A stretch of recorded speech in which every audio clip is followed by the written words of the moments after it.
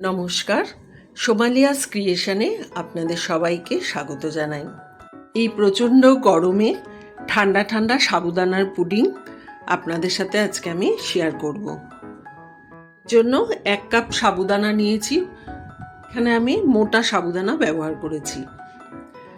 খুব ভালো করে কষলে আমি সাবুদানাগুলো ধুয়ে নিচ্ছি, যাতে একটু স্টার্চ এর মধ্যে না থাকে। দেখুন, আমি খুব ভালো করে কষলে ধুয়ে নিয়েছি। প্রায় 1 ঘন্টা মতো আমি এই সাবুদানাগুলো ভিজিয়ে রেখেছিলাম। 1 ঘন্টা বাদে দেখুন এগুলো আরও ফুলে উঠেছে।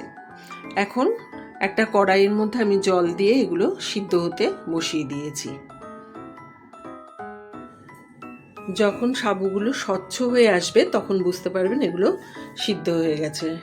নাড়তে নাড়তে দেখুন স্বচ্ছ মতো হয়ে গেছে, কাচের মতো। এখন আমি এগুলোকে জল ঝরিয়ে নিচ্ছি, আর তার সাথে ওপর থেকে ঠান্ডা এমনি নর্মাল জল দিয়ে ধুয়ে নিলাম। নর্মাল জল দিয়ে ধুলে এগুলো ঝরঝরে থাকে। এবার একটা পাত্রে নিয়ে নিলাম 3টে ডিম। ডিমগুলোকে আমি খুব ভালো করে ফেটিয়ে নিচ্ছি। এর মধ্যে এখন দিয়ে দিচ্ছি 2 টেবিল চামচ চিনি আর হাফ চামচ ভ্যানিলা এসেন্স। এগুলো সব একসাথে খুব ভালো করে ফেটিয়ে নিচ্ছি। এবার এর মধ্যে আমি দিয়ে দিচ্ছি 2 কাপ দুধ।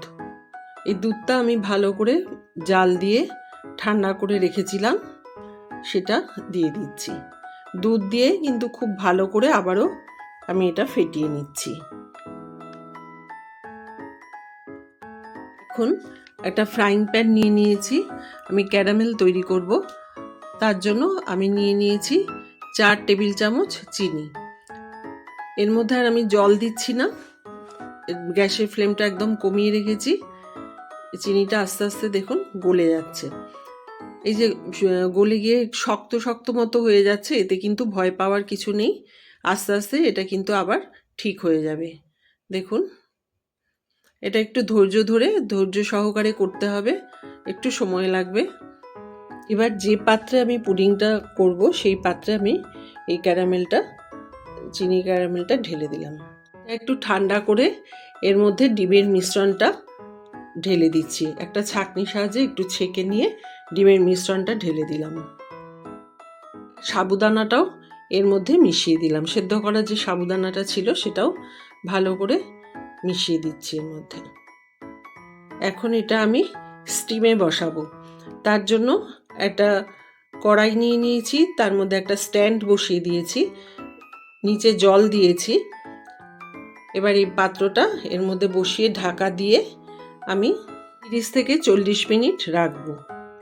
এখন দেখাচ্ছি 40 মিনিট বাদে। একটা কাঠির সাহায্যে দেখুন আমার এটা কিন্তু হয়ে গেছে। একটু ঠান্ডা করে আমি 2 ঘন্টা মতো ফ্রিজে রেখে দিয়েছিলাম।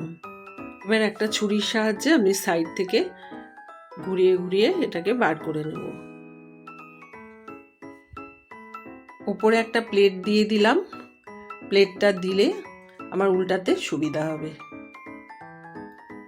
এবার দেখুন আমার সাবুদানার পুডিং কিন্তু তৈরি হয়ে গেছে। কত সুন্দর দেখতে হয়েছে, এবং দেখতে হয়েছে, খেতেও কিন্তু খুবই ভালো হয়েছে।